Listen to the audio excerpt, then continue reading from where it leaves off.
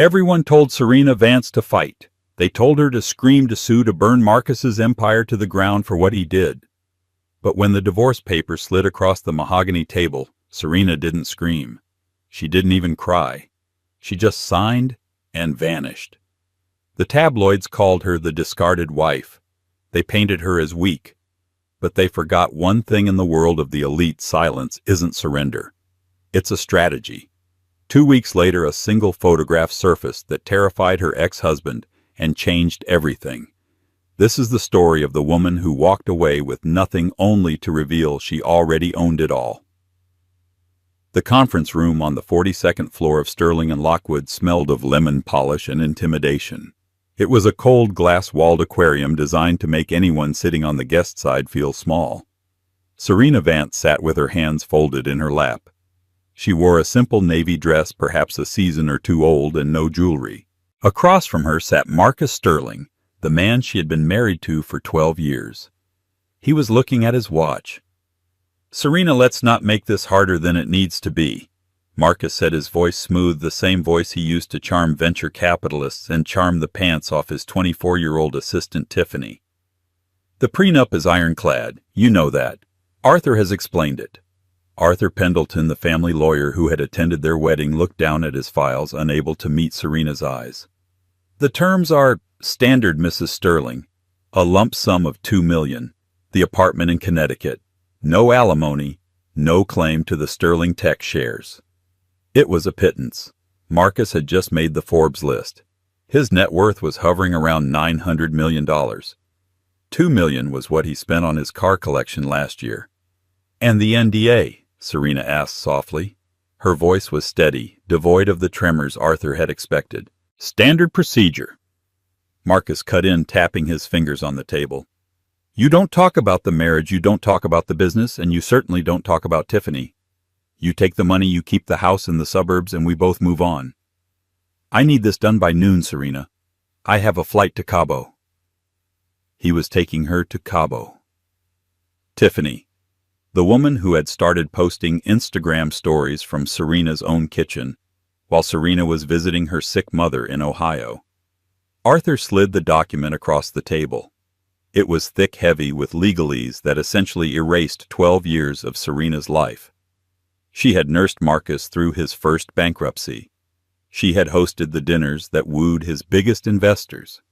She had proofread the code for his first algorithm when his eyes were too tired to focus. But the world didn't know that. The world just saw the quiet, plain wife who had aged out of her husband's bracket.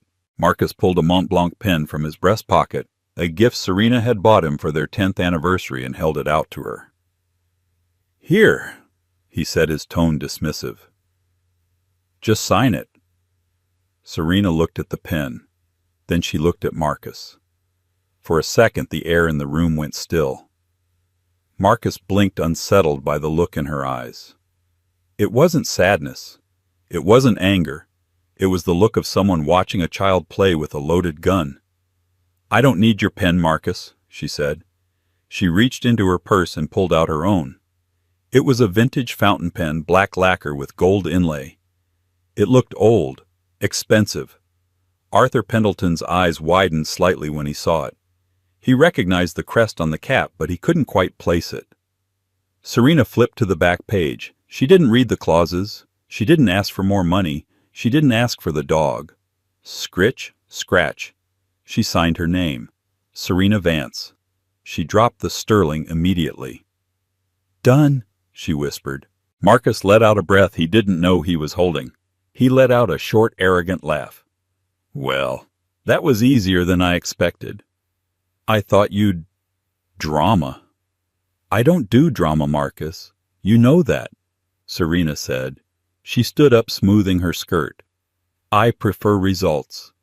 "Right." Marcus smirked, already texting Tiffany under the table. "Good luck with the, quiet life, Serena. The check will be wired by morning." Serena walked to the door. She paused with her hand on the handle. She didn't look back at him. "Make sure you check the date on the wire transfer, Marcus, and enjoy Cabo. I hear the weather turns quickly this time of year." She walked out. Marcus laughed, shaking his head. She's broken, he told Arthur.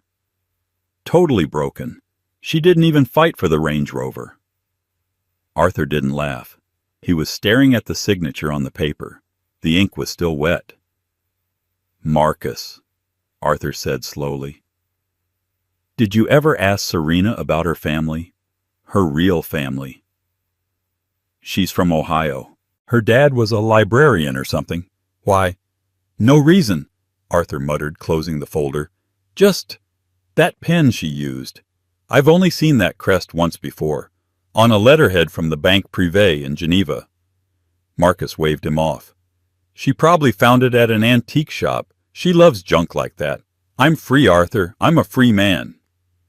Marcus Sterling walked out of that office thinking he had just shed 130 pounds of dead weight. He had no idea he had just pulled the pin on a grenade that had been sitting in his lap for a decade. The next 3 months were a masterclass in public humiliation orchestrated by Marcus Sterling and Tiffany Rourke. Marcus didn't just move on, he broadcasted it. Tiffany, a 24-year-old influencer with a penchant for neon bikinis and tagging brands, moved into the penthouse Serena had decorated. The tabloids ate it up. Daily Mail headline, "Out with the old, in with the bold, CEO Marcus Sterling debuts new fiancée weeks after quiet divorce." Page 6, Serena, who the ex-wife of tech mogul vanishes into suburbia.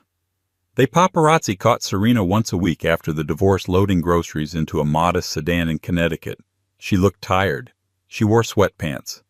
The caption read, "The sad aftermath of a billionaire's ex." Marcus laughed when he saw it. He was on his yacht, the Titan, docked in Monaco for the Grand Prix. Tiffany was dancing on the deck with a bottle of Dom Perignon streaming live to her 2 million followers. She looks pathetic. Tiffany giggled, zooming in on the photo of Serena on her phone. God, Marcus, how did you survive 10 years with that? She's so beige. I was charitable. Marcus grinned, taking a sip of whiskey. She was a placeholder, Tiff. You're the prize. But back in New York, the business was hitting snags. Small ones at first. Marcus's company Sterlotech was preparing for a massive merger with a European conglomerate, Omnicorp.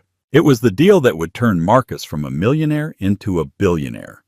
But the due diligence meetings were going poorly. They're asking about the Vance protocol and the algorithm, his CTO David said during a frantic Zoom call. They want to know who wrote the core security patch. I did, Marcus lied smoothly. It's my code. They know it's not Marcus. The syntax is different. They're asking to speak to the original architect. They said the code signature matches an external contractor. Well, find the contractor and pay them off, Marcus snapped. We can't find them. The employee ID is just listed as SV from 2014. Marcus froze. SV Serena Vance. He shook his head. Impossible. Serena helped him with typos.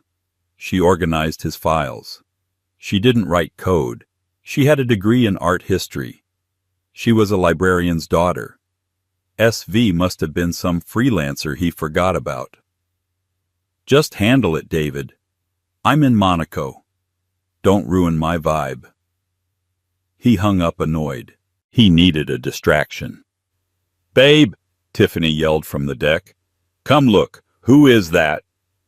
Marcus walked over. A massive superyacht was pulling into the slip next to them. The Titan was 150 feet long and impressive, but the boat pulling in eclipsed them. It was the Obsidian, a 300-foot floating palace owned by the Kensington family. The Kensingtons were old money. Not tech CEO money, real money. Railroad steel banking crowns. Victoria Kensington, the matriarch's granddaughter, was the it girl of the global elite. She didn't talk to press, she didn't do influencers, and she certainly didn't hang out with new money tech bros like Marcus. That's Victoria Kensington, Marcus said, adjusting his sunglasses. If we can get invited to their party tonight, the merger is in the bag. The Kensingtons own 15% of Omnicorp. I'll DM her, Tiffany chirped. You don't DM Victoria Kensington, you idiot, Marcus hissed. He watched as the gangway of the Obsidian lowered. Paparazzi on the shore were going wild, cameras flashing like strobe lights. First came the bodyguards. Then came Victoria Kensington, looking tall and icy in a white Chanel jumpsuit. And then walking right next to her, laughing arm in arm, was another woman. She was wearing oversized sunglasses, a wide-brimmed hat, and a dress that Marcus recognized from the cover of Vogue's September issue, a custom piece that hadn't even been released to the public yet. She carried herself with a regal posture that seemed familiar, yet foreign. "Who is that with Tori?" Tiffany asked, squinting. "Is that a model?" The woman turned to help Victoria with her bag. As she turned, the wind caught her hat, tilting it back. The sunlight hit her face. Marcus dropped his whiskey glass. It shattered on the teak deck. It was Serena, but not the Serena in sweatpants, not the Serena who sat quietly at dinner parties. This woman was radiant. Her hair was cut in a sharp chic bob. Her skin glowed, and on her wrist, glinting in the Mediterranean sun, was a Patek Philippe watch that cost more than the house Marcus had generously let her keep. "No," Marcus whispered. "That's impossible." Down on the dock, the paparazzi were screaming. "Victoria, Victoria, who is your friend?" Victoria Kensington stopped. She put her arm around Serena's waist and smiled at the cameras, a rare, genuine smile. She pointed at Serena. "This?" Victoria said, her voice carrying over the water to where Marcus stood frozen. "This is the woman who saved my portfolio. This is Serena, and we're going shopping." The shutters clicked 1,000 times a second. Serena looked up, straight up at the Titan. She saw Marcus. She saw Tiffany. She didn't wave. She didn't scowl. She just lowered her sunglasses, looked him dead in the eye, and gave a small, barely perceptible nod. Then she turned linked arms with the heiress and stepped into the waiting Rolls-Royce Phantom. Marcus's phone began to buzz. It was Arthur, his lawyer. "Marcus?" Arthur's voice was trembling. "I just got a call from the board of Omnicorp." "Not now, Arthur. I think I'm hallucinating." "Marcus, listen to me. The acquisition is on hold." "Why?" Marcus screamed, his eyes still fixed on the retreating Rolls-Royce. "Because Omnicorp just hired a new external consultant to audit your code. A silent partner." "Who?" "Serena Vance. The photograph didn't just circulate, it detonated. By the time Marcus managed to pick up the shards of his whiskey glass on the deck of the Titan, the image of Serena and Victoria Kensington was trending globally. Twitter X was ablaze. TikTok detectives were already dissecting Serena's outfit frame by frame. Who is the woman with Victoria Kensington? Is that the sad ex-wife from Connecticut? No way. Look at the posture. That bag is a Hermes Himalaya Birkin. You don't buy that. You are invited to buy that. Who is she really? In the master suite of his yacht, Marcus was pacing, his phone glued to his ear. Tiffany was sitting on the bed sobbing into a pillow, not because she was sad, but because she had lost 10,000 followers in an hour. The comments on her latest bikini post were brutal. "You're the downgrade, sweetie." "Arthur, find out what she's doing there." Marcus barked into the phone. "Is she working for the Kensingtons? Is she a nanny? A personal assistant?" "Marcus?" Arthur's voice was weary. "I called the Kensington family office. I tried to use your connection with the Omnicorp deal to get a read on the situation. They laughed at me." "They laughed?" "The chief of staff told me, and I quote, 'Ms. Vance is not a staff member. She is a guest of the family, and Mr. Sterling should focus on his own liquidity issues rather than his ex-wife's itinerary.'" Then they hung up. Marcus threw the phone onto the velvet duvet. "She's doing this to spite me. She spent 12 years clipping coupons and watching Netflix, and suddenly she's Grace Kelly. It's a facade. She probably spent the entire divorce settlement on that one outfit." But deep down, a cold knot of dread was tightening in his stomach. He remembered the pen, the bank in Geneva, the way she had signed the papers without reading them. I don't do drama, Marcus. I prefer results. Meanwhile, 3 miles away at the Hôtel de Paris, the atmosphere was very different. The royal suite was a sprawling expanse of marble and gold leaf overlooking the harbor. Victoria Kensington was kicked back on a chaise lounge, still wearing her white jumpsuit, eating a club sandwich with her hands. Serena sat at the desk, her laptop open. The glamorous mystery woman vibe was gone. She was in work mode. She was typing rapidly, her eyes scanning streams of data that would make a Wall Street trader dizzy. "You broke the internet, Ren," Victoria said, wiping mayonnaise from her lip. "Marcus is calling my brother. He's calling my publicist. He's panicked." Serena didn't look up from the screen. He should be. His liquidity ratios are a mess. He's leveraged Sterlotech against his personal assets to fund the acquisition. If the Omnicorp deal stalls for more than 2 weeks, the banks will call in his loans. He'll be insolvent. Victoria shook her head admiringly. "You really are cold, you know that. The man dumped you for a walking spray tan and you're not even angry. You're just disassembling him, like a Lego set." Serena stopped typing. She swiveled her chair around. He underestimated the variable Vic. He thought he was the architect of his success. He forgot who built the foundation. Serena walked over to the balcony. The wind whipped her hair.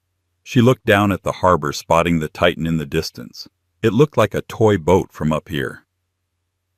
"Do you remember Zurich 2012? Serena asked. Victoria's playfulness vanished. She sat up. "I try not to." "Your father had just passed. The board was trying to push you out of Kensington Industries. They said you were too young, too inexperienced. They forged those emails to make it look like you were embezzling." "And everyone believed them," Victoria whispered. "Even my own uncles." "And I was the forensic accountant the board hired to nail you to the cross," Serena said. "I was supposed to find the dirt. But you didn't. I found the truth. I found the digital trail proving your uncle hired a hacker to plant the evidence.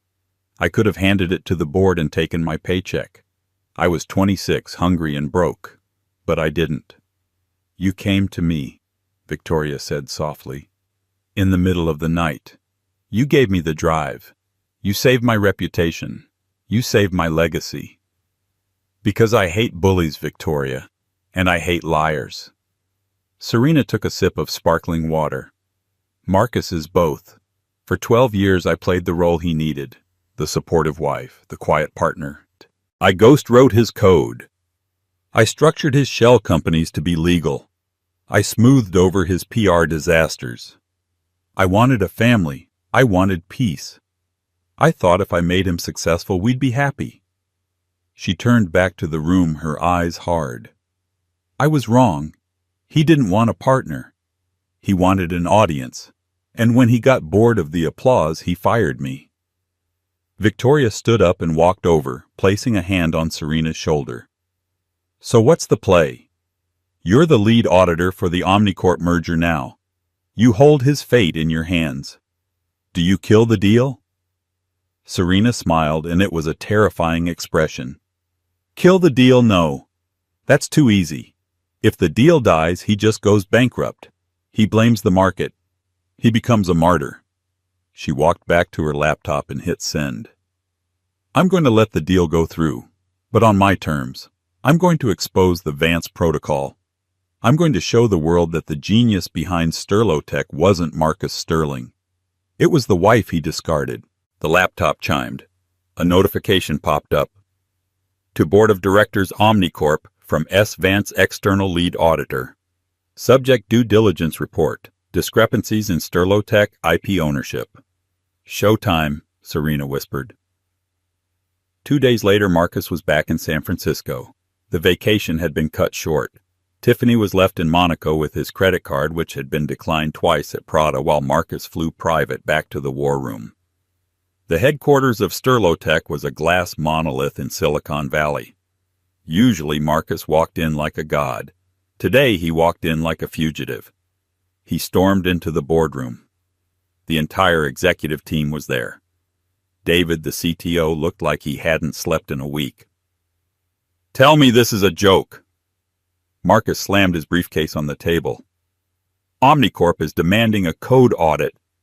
They want to interview the original author of the core algorithm. I told you to fake it, David. We can't, David stammered. The auditor they hired, she's good. Too good. She flagged lines of code that we didn't even know existed. Hidden signatures. She says the IP doesn't belong to the company. Who is she? Marcus demanded. Get her on a video call. I'll offer her double whatever Omnicorp is paying. Everyone has a price. She's already here, a voice said from the doorway. Marcus spun around. Standing in the glass doorway was Serena. She wasn't wearing the couture dress from Monaco. She was wearing a sharp charcoal gray power suit, tailored to within an inch of its life. Her hair was slicked back.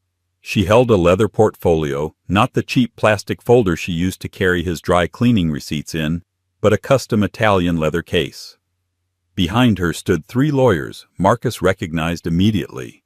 They were from Halloway & Finch, the most aggressive corporate litigation firm in New York. They were sharks, and they were walking behind Serena like she was the Great White. Serena. Marcus breathed the color draining from his face. What are you doing here, security? Security can't help you, Marcus, Serena said, walking into the room. The executives parted for her like the Red Sea. She took the seat at the head of the table, his seat. Marcus was too stunned to move. Get out of my chair. It's not your chair anymore, Serena said calmly, opening her portfolio. As of this morning, Omnicorp has frozen the merger pending an investigation into intellectual property theft. And since your loan covenants require the merger to close by Friday, the bank has technically seized operational control of Sterlotech. She looked up at him. Her eyes were cold, professional. I've been appointed by the bank and Omnicorp as the interim compliance officer. I'm in charge, Marcus. The room went dead silent. You could hear the hum of the server room down the hall. You, Marcus sputtered, a vein throbbing in his forehead. You're a housewife. You don't know anything about this business. You think you can just walk in here because you're sleeping with the Kensingtons? Serena didn't flinch. She reached into her portfolio and pulled out a thick black notebook. It was battered, the spine cracked. Marcus froze. He recognized that book. He had seen it on her nightstand for years. He thought it was her diary. He thought she wrote poems or grocery lists in it. Do you know what this is, Marcus? She asked, tapping the cover. Your diary, he sneered, trying to regain composure. It's a ledger, she corrected. The black ledger. She opened it to a page marked with a red tab. August 14th, 2016, system crash. The database was corrupted because you tried to cut corners on the server migration to save money for your Ferrari down payment. You called me crying, saying you were going to lose everything. Who fixed it? Marcus swallowed hard. You called tech support. I was tech support, Marcus. I rewrote the database architecture in 4 hours while you slept off a panic attack. I logged it here. She flipped a page. November 2019. The scandal with the senator's daughter. You thought it went away. It didn't go away. I negotiated the settlement. I structured the payments through a blind trust so it wouldn't trace back to the company. I saved your reputation. I logged it here. She flipped another page. And the algorithm, the Sterling engine that this entire company is based on. She looked at David, the CTO. David, bring up the source code for the core kernel. Line 405. David hesitated, then typed on his laptop. The code appeared on the giant screen behind Serena. Read the comment line, Serena commanded. David squinted. It says, written by SV for MS. Happy anniversary. A collective gasp went through the room. I wrote the engine, Marcus, Serena said, her voice low and dangerous.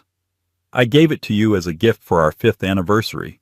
But since I signed the divorce papers last week and the prenup specifically stated that I retain ownership of all personal creations prior to formal employment, and since I was never formally employed, she closed the book with a heavy thud. The engine belongs to me. You're trying to sell my property to Omnicorp. Marcus fell back into a chair, his legs giving out. This is fraud. You can't prove you wrote it. I just did, Serena said. And I have the original timestamps on my private server, which, by the way, I've already sent to the Omnicorp board. She stood up. The power in the room swirled around her. She wasn't the discarded wife. She was the Titan. Here's the deal, Marcus. You have two options. Option A, I sue you for IP theft, fraud, and breach of contract. The merger dies. The bank seizes your assets. You go to prison for misleading investors. And Tiffany leaves you because you'll be broke. And option B. Marcus croaked, his voice barely a whisper. Option B, Serena said, walking toward the door. You resign as CEO, effective immediately. You admit to health reasons. You sign over your voting rights to a trustee of my choosing. In exchange, I let the merger go through. You walk away with a payout enough to live comfortably, but nowhere near $1 billion. And you never ever say my name in public again. She stopped at the door and looked back. You have 1 hour to decide. I'll be in your office. Or rather, my office. She walked out. The lawyers followed. Marcus sat alone in the boardroom, surrounded by the executives who used to fear him, looking at the empty chair where his wife used to sit. He realized then that he hadn't just lost a wife. He had lost the engine that made him run. But Serena wasn't done. This was just business. The personal reckoning was still to come. Because there was one more name in the black ledger. A name that Marcus had kept hidden even from himself. A secret that connected Serena not just to the Kensingtons, but to a scandal that could bring down more than just a tech company. As Serena walked into the CEO's office, her phone buzzed. It was a text from Victoria Kensington. The Baron is landing in San Francisco tonight. He saw the news. He knows you're active again. Be careful, Ren. He's not like Marcus. He doesn't play by the rules. Serena looked out the window at the Silicon Valley skyline. A small, grim smile touched her lips. Good, she whispered. I'm tired of rules. Marcus Sterling was not handling his downfall with grace. 3 days after being ousted from his own company, he sat in a dim leather-boothed corner of the Cavalier, a private club in San Francisco. He wasn't drinking his usual single malt scotch. He was drinking vodka straight, and he was staring at his phone. The headlines were relentless. The Vance victory, how the ex-wife took the throne. Sterling stock soars 12% after leadership change. That was the knife in the gut. The market liked her better than him. It's a temporary correction, Marcus mumbled to the empty seat across from him. She'll crash it. She doesn't have the stomach for the big leagues. I wouldn't be so sure about that, Mr. Sterling. Marcus looked up. A man was standing by the booth. He was older, perhaps in his 60s, wearing a suit that whispered of Savile Row tailoring, navy wool perfectly cut. He leaned on a silver-tipped cane. His hair was silver swept back, and his eyes were a pale, watery blue that seemed to see right through Marcus's vodka haze. Who are you? Marcus slurred, trying to straighten his tie. I'm not taking pitches today.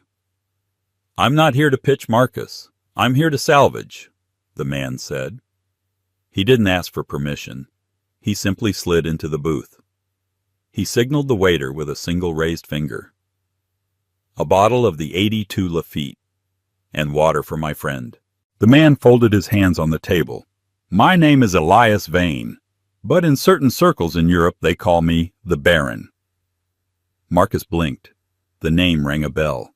Vane Logistics, Vane Heavy Industries, old dark money, the kind of money that moved governments. What do you want with me? Marcus asked, suddenly sobered by the man's aura.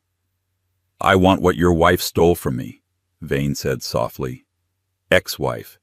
And she didn't steal anything. She just embarrassed me. Vane chuckled, a dry rattling sound. You think this is about your little app company? You think Serena Vance is just a housewife who learned to code, you poor, naive boy. Vane leaned in. The air around the table seemed to drop 10 degrees. 12 years ago, Serena Vance wasn't Serena Vance. She went by the handle, the architect. She worked out of Geneva for a private intelligence firm, my firm. She didn't just write code, Marcus. She built the digital backdoors for the Swiss banking system. She created the encryption keys for half the offshore accounts in the Cayman Islands. Marcus stared at him, his mouth slightly open. Serena, my Serena, she knits. She watches baking shows. Cover, Vane spat. Deep cover. She was the best asset I ever had. Until she grew a conscience. In 2012 she disappeared. Took a hard drive with her. The master key. A piece of code that can unlock the encryption of every major bank my clients use. I spent millions looking for her. I thought she was dead. Vane took a sip of the wine the waiter had just poured. Then I see a photo of her in Monaco wearing a hat laughing with that Kensington girl. And then I see her seize control of your company using a proprietary algorithm. Vane looked at Marcus with pity. That sterling engine she gave you for your anniversary, the code that made you rich, that was a watered-down, domesticated version of the master key. You've been sitting on a nuclear weapon for a decade and using it to sell targeted ads for sneakers. Marcus felt the room spin. It all made sense. The way she handled the complex legal documents. The way she learned languages so fast. The way she remained calm when the IRS audited them 3 years ago. She had fixed it in an afternoon. She played me, Marcus whispered. She hid in plain sight, Vane corrected. She used you as a human shield, a boring, loud, ambitious man to distract the world while she lived a quiet life in the suburbs. But now she's out in the open, and I want my property back. Vane slid a black card across the table. It had no numbers, just a gold crest. She has the drive. It's likely in that black ledger she carries. You are going to get it for me. Why would I help you? Marcus asked, though he already knew the answer. Because right now you are a laughingstock. Vane smiled cruelly. Help me, and I will destroy her credibility. I will expose her criminal past. She will go to prison for corporate espionage. And you will get your company back. And a seat on my board. Marcus looked at the card. He thought about Serena sitting in his chair. He thought about the way she had looked through him. He picked up the card. What do you need me to do? Meanwhile, in the penthouse of the Fairmont Hotel, Serena was looking at the San Francisco Bay wrapped in a silk robe. Victoria was sitting on the couch reading the Wall Street Journal. They're calling you the Iron Dove. Victoria laughed. Apparently stock analysts love a ruthless divorcee. Serena didn't smile. She was staring at the reflection in the window. He's here, Vic. Victoria lowered the paper. Who? Elias, I can feel it. The Baron. Victoria stood up. I thought he was just a rumor, a boogeyman you told me about. He's real. And he's in the city. My firewall logged an intrusion attempt on the Sterlotech servers an hour ago. It wasn't a hacker script. It was a skeleton key signature. Only one person has that signature besides me. Serena turned around. She looked tired. The adrenaline of the takeover had faded, leaving behind the fear she had carried for 12 years. He saw the code, Vic. When I exposed the Vance protocol to stop Marcus, I signaled my location. I rang the dinner bell for the wolves. So we fight, Victoria said fiercely. You have the Kensingtons behind you now. We have lawyers' security. Elias Vane eats lawyers for breakfast, Serena said. He doesn't want a lawsuit. He wants the Black Ledger. It contains the original source code for the master key. If he gets it, he can drain the accounts of his enemies. He can topple economies. That's why I stole it. That's why I ran. So destroy it, Victoria said. Burn the book. I can't. It's the only leverage I have. If I destroy it, he kills me. As long as I have it, I'm dangerous. Serena walked over to the safe in the wall. She punched in a code, scanned her retina, and the heavy door hissed open. Inside sat the battered black notebook. I have to finish this, Serena said, taking the book. I can't run anymore. I'm not the librarian's daughter anymore. She looked at Victoria. The Red Gala is tomorrow night at the De Young Museum. Everyone will be there. The press, the investors, and him. You think he'll try something at a museum gala? I think he'll try to corner me publicly. He likes an audience.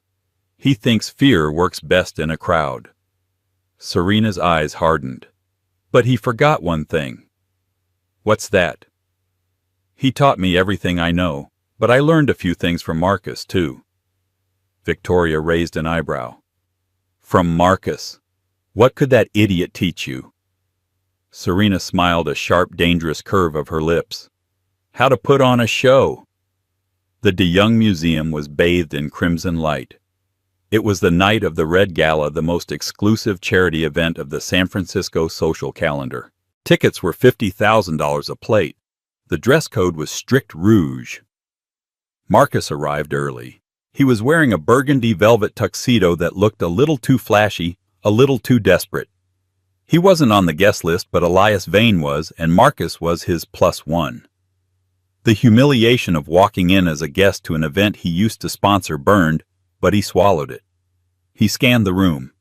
It was a sea of red silk rubies and fake smiles.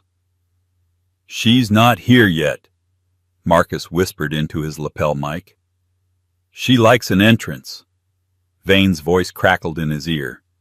Vane was somewhere above in the VIP observation deck watching the chessboard. Stick to the plan, Marcus. Get her alone. Get the bag. At 8:15 p.m. the room went silent.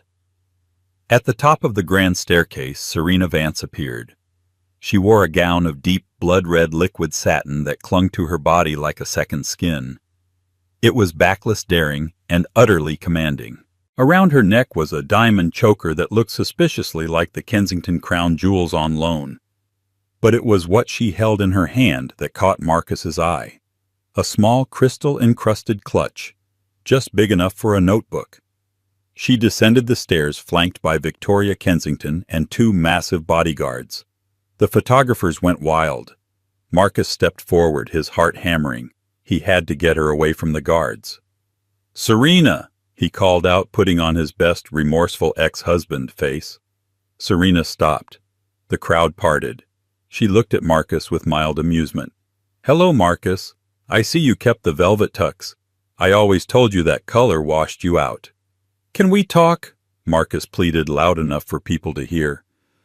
"Just for a minute. I want to apologize. For everything. Please." Victoria moved to block him, but Serena held up a hand. "It's okay, Vic. Give us a moment."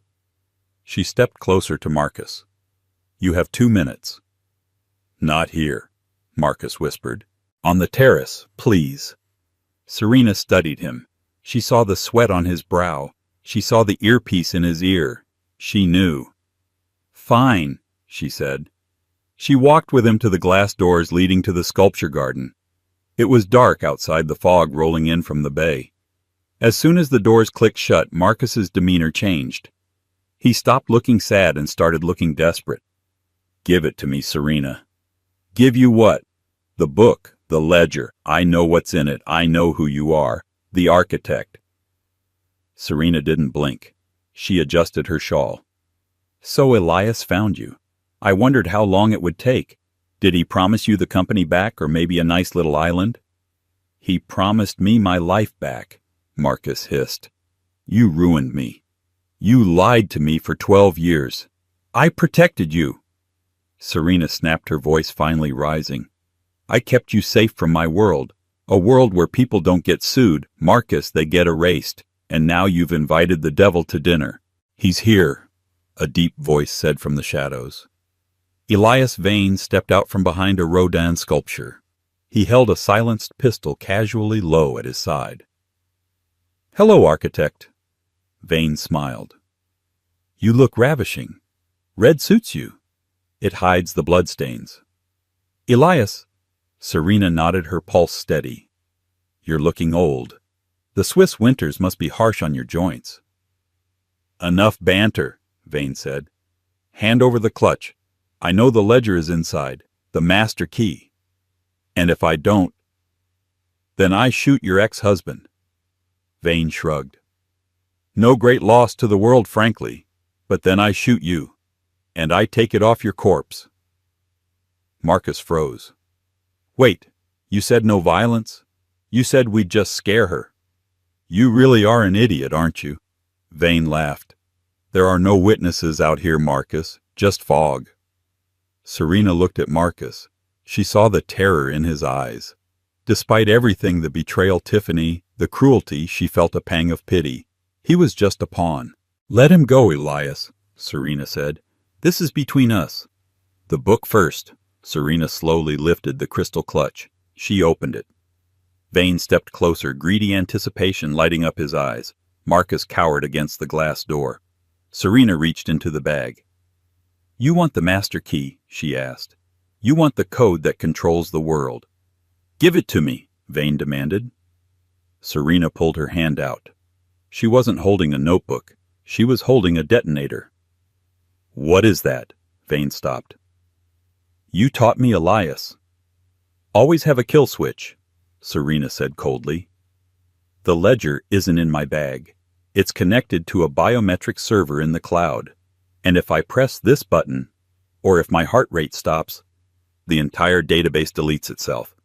The master key, the client list, the blackmail you have on half the G7 summit leaders, all of it. Gone. Forever. Vane's face went pale. You wouldn't. That's your insurance. I don't need insurance anymore. Serena stepped forward, forcing Vane to step back. I have a life now. I have a name. I am Serena Vance, and I am done running. She held the detonator up. So here is the new deal, Elias. You are going to turn around. You are going to walk out of here. You are going to get on your jet and go back to Geneva. And you are never going to look for me again. Because if you do, I won't just delete the code. She smiled, and it was the scariest thing Marcus had ever seen. I'll publish it. I'll make the master key open source. I'll give every hacker in the world the keys to your kingdom. Imagine the chaos, Elias. You'll be broke and hunted by your own clients within an hour. Vane stared at her. He looked at the detonator. He looked at her eyes. He saw no hesitation. He lowered the gun. You've changed, architect, he spat. I evolved, she corrected. Vane holstered his weapon. He adjusted his cuffs. This isn't over. Yes, Serena said.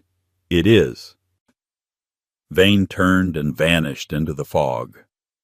Marcus slid down the glass door, sitting on the cold concrete, gasping for air. He was going to kill me. Serena looked down at him. She didn't offer him a hand. Yes, he was. That's the price of admission to the big leagues, Marcus. You wanted to be a billionaire, that's what it looks like. Is it real? Marcus pointed at the detonator. Can you really destroy it all? Serena looked at the device in her hand. Then she tossed it to Marcus. He caught it. It was a garage door opener, a generic clicker for a gate. What? Marcus stammered. It opens the gate to the Kensington estate. Serena shrugged. Elias was always too paranoid for his own good. He believed it because he wanted the power to be that fragile. You bluffed him, Marcus whispered in awe. You bluffed the Baron. I told you. Serena smoothed her red dress. I learned how to put on a show from you. She turned to go back inside, back to the music and the lights. Serena, Marcus called out. She paused. What happens to me? He asked, his voice small. You have your payout, Marcus. Go to Cabo. Take Tiffany. Be quiet. Because if you ever try to come for me again, next time I won't use a garage door opener. She opened the glass doors. The warmth of the gala hit her. Victoria was waiting right there with 2 glasses of champagne. Handled? Victoria asked. Handled, Serena said, taking the glass. And Marcus. Serena looked back at the man sitting alone in the dark, clutching a garage door opener like it was a lifeline. He's exactly where he belongs, Serena said. In the past. 12 months later, the world looked very different. In a small rented condo in Boca Raton, Florida, Marcus Sterling sat on a beige microfiber couch. The air conditioning rattled a stark contrast to the silent central climate control of his old penthouse. On the coffee table sat a half-eaten pizza and a stack of unpaid bills. Tiffany was gone. She had lasted exactly 3 weeks after the settlement money ran out. She was now dating a cryptocurrency promoter in Miami. Marcus picked up his iPad. He didn't have an assistant to screen his news anymore. He had to read it himself. He opened the Time magazine app. The Person of the Year issue had just dropped. The cover wasn't a politician. It wasn't a tech bro in a hoodie. It was 2 women standing back to back looking like the queens of a new world order. Serena Vance and Victoria Kensington. Headline: The Silent Partners. How V&K Security Saved the Global Banking System. Marcus stared at the photo. Serena looked ageless. She wore a white suit, sharp and clean. Her eyes held a secret that the camera only half caught. The article detailed their rise. After the Vance protocol went public, Serena and Victoria had launched Vance & Kensington, a boutique cybersecurity firm. Within 6 months, they had contracts with the Pentagon, the Swiss Federal Council, and ironically Omnicorp. They had bought Sterlotech for pennies on the dollar after the stock cratered. They stripped it for parts, fired the board that had ousted Marcus, and turned the headquarters into a non-profit coding academy for underprivileged girls. Marcus scrolled down to the interview section. Interviewer: Ms. Vance. Many people say your rise was an overnight success. You went from a divorcee to a billionaire CEO in under a year. What is your secret? Serena. It wasn't overnight. I spent 12 years building the foundation in the dark. People mistake silence for weakness. But silence is where you do your best work. While everyone else is shouting to be heard, the architect is quietly drawing the blueprints. Interviewer: And what about the rumors of your past, the Black Ledger? The Baron. Serena: My past is just data. I archived it. I'm focused on the future. Marcus closed the iPad.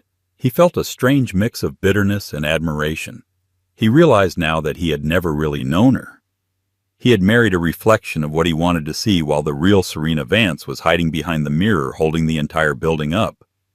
He looked at the cheap pen on his table. It was a plastic ballpoint he got from the bank. He remembered the gold inlay fountain pen Serena had used to sign the divorce papers. The one with the crest. He finally Googled the crest. It was the coat of arms for the Order of the Sphinx, a civilian merit award given by the Swiss government for services to national security. She had been a hero before he even met her, and he had treated her like a servant. Well played, Ren, Marcus whispered to the empty room. Well played.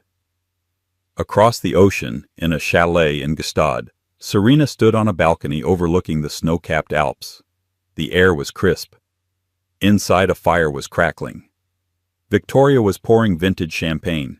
To the acquisition, Victoria toasted, raising her glass. We officially own the bank that refused to give you a loan 10 years ago. Serena smiled, clinking her glass. To the bank. She reached into her pocket and pulled out a small, battered black notebook. The Black Ledger. Are you finally going to burn that thing? Victoria asked. Elias is gone. He's retired to a private island with no internet access. You don't need the leverage anymore. Serena looked at the book. It contained the codes, the secrets, the evidence of a life lived in the shadows. No, Serena said. She walked over to the bookshelf and placed the ledger between a copy of The Art of War and Pride and Prejudice. I'm not burning it. I'm keeping it. Why? Serena turned back to the view, watching the sun set over the mountains she used to run through as a ghost. Because it's a reminder, Serena said softly.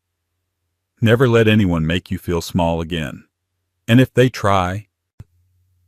She took a sip of champagne, her eyes gleaming with absolute, unshakable peace.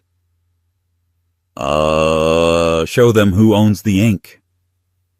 Serena Vance didn't just win the divorce. She won the war. She proved that sometimes the most dangerous person in the room isn't the one screaming, it's the one listening. She took the bricks her ex-husband threw at her and built an empire. It makes you wonder, who are the quiet people in your life, and are you underestimating them? If you enjoyed this story of betrayal strategy and the ultimate glow-up, please hit that like button. It helps the algorithm find more stories like this. And if you want to see more sagas about justice served cold, make sure you subscribe and turn on the notification bell. I want to know your thoughts in the comments. If you were Serena, would you have saved Marcus from the Baron? Or would you have let him pay the price? Let me know down below.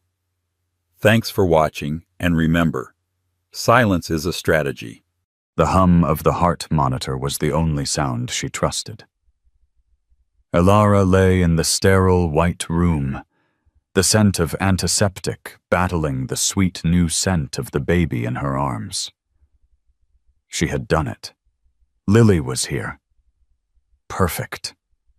She looked at her husband Marcus, expecting joy, but saw only a man standing in his own shadow. Then his mother Eleanor stepped forward. She wasn't carrying balloons. She wasn't carrying a teddy bear. She was carrying a manila envelope, which she slid onto the bedside table right next to the half-eaten Jell-O. "We've taken the liberty," Eleanor said, her voice as cold as the steel on the IV pole, "of handling the arrangements. These are divorce papers." The words hung in the air, thick and toxic, poisoning the sacred atmosphere of the maternity ward. Elara's breath hitched. The stitches from her C-section pulled in a sharp, searing protest. What did you say? Marcus, her husband of 2 years, couldn't meet her eyes. He was fixated on a crack in the ceiling tiles, his hands shoved deep into the pockets of his tailored trousers. He looked less like a new father, and more like a child dragged to a funeral. His mother, Eleanor Lockwood, however, looked directly at Elara. Her gaze was one of practical, emotionless assessment, like a butcher inspecting a cut of meat. She wore a string of pearls that probably cost more than Elara's entire decoy freelance design business earned in a year. "I said," Eleanor repeated, enunciating every syllable, "these are divorce papers. We, that is Marcus, has decided this marriage was a mistake, an error in judgment." "A mistake?" Elara's voice cracked. She clutched baby Lily closer, a primal instinct to shield her from this. She's an hour-old, Eleanor. She's your granddaughter." "That is a biological fact, yes," Eleanor conceded, unfazed. "But a Lockwood heir deserves a certain lineage, a certain foundation, one you simply cannot provide." The cruelty was so profound, so sudden, that Elara's mind struggled to process it. This was the woman whose Sunday dinners she had endured, whose passive-aggressive comments about her simple background she had ignored, all for the love of Marcus. And Marcus, he just stood there. "Marcus," Elara pleaded, her voice a raw whisper. "Look at me. Look at her. Tell me this isn't real." Marcus finally tore his gaze from the ceiling. His eyes were red-rimmed, but not with tears of joy. They were tears of weakness, of pure, unadulterated cowardice.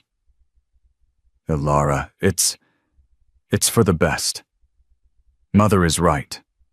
This isn't working." "Not working," she shrieked, the sound tearing from her throat. "I just gave birth to your child." "Please, Elara, don't be hysterical." Eleanor sighed, waving a dismissive hand. "It's so unbecoming. We are prepared to be generous, given your situation. There is a settlement proposal in there. We've backdated the separation agreement to 6 months ago to make things cleaner. It states irreconcilable differences." "Backdated?" Elara felt the blood drain from her face, replaced by a glacial cold rage. They had been planning this. While she was pregnant, while she was picking out names and painting a nursery, they were meeting with lawyers. "Of course," Eleanor continued, "we can't have this entanglement, sullying the Lockwood name. We will provide a small trust for the child provided you sign the custody papers. She will naturally be raised by us. You can have visitation." Custody. Elara was shaking now, a tremor that started in her hands and spread through her entire body. "You want to take my daughter?" "We want to raise her," Eleanor corrected. "You can't possibly give her the life she deserves. What can you offer a 2-bedroom apartment paid for by freelance gigs? She needs stability. She needs the right schools, the right connections." Elara stared at the manila envelope. It was a declaration of war. She looked at Marcus, a man she once thought she loved, and saw only a hollow shell. She looked at Eleanor, a woman whose entire identity was built on a name and a bank account she didn't even earn. And then Elara did something no one expected. She stopped shaking. Her breathing evened out. The tears welling in her eyes receded, replaced by a stillness that was far more terrifying. She carefully adjusted Lily in her arms, kissed her tiny forehead, and then very slowly lifted her gaze to her mother-in-law. "Eleanor," she said, her voice quiet, but vibrating with a new, terrifying power. "Did you read the part of my hospital admission form under emergency contact?" Eleanor frowned. "What are you babbling about?" "It wasn't Marcus," Elara said. "It was Sebastian Vance." "Your brother," Marcus mumbled, finally speaking. "You said he was a project manager." Elara's lips curved into a smile that held no warmth. "Something like that. He's my COO." The confusion on their faces was palpable. "And this settlement," Elara continued, gesturing to the envelope with her chin. "I'm sure it's lovely, but I have to reject it. As for custody, you will not come within 100 feet of my daughter again, not without a court order, which you will not get." Eleanor scoffed. "And who exactly is going to stop me? Your project manager brother." "No," Elara said, shifting her weight. The pain from her incision was a grounding reminder of what she had just endured. "My lawyers and my bank account." She locked eyes with Marcus. "Get out!" "Elara, be reasonable," Marcus stammered, his bravado crumbling into confusion. "Mother, maybe we should get out." This time the voice was not that of Elara, the freelance designer. It was not Elara, the simple, accommodating wife. It was the voice of Vance Sterling, the woman who had built a 9 billion empire from nothing. It was the voice of a woman who had just been handed a war, and who fully intended to win. Eleanor, for the first time, looked uncertain. She grabbed the envelope and clutched it to her chest. "You will regret this, Elara. You have no idea the power you are trifling with." "No, Eleanor," Elara said, settling back against the pillows, her daughter sleeping peacefully on her chest. "You have no idea." They left. The door clicked shut, leaving a silence that was heavier than all their screaming. Elara looked down at Lily. "Well, little one," she whispered, her voice thick with emotion again.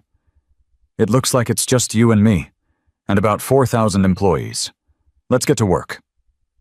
She reached for her personal phone, not the one Marcus knew about, but the encrypted one, and dialed a number. "Sebastian," she said, her voice firm. "They did it. It's time. Activate the Phoenix Protocol." To understand how Elara Vance Sterling, the enigmatic founder of Aura Sphere, a tech and wellness conglomerate that had quietly devoured the market, ended up in this position, you had to understand why she was hiding in the first place. Elara hadn't been born into wealth. She'd been born into a world of spreadsheets and code.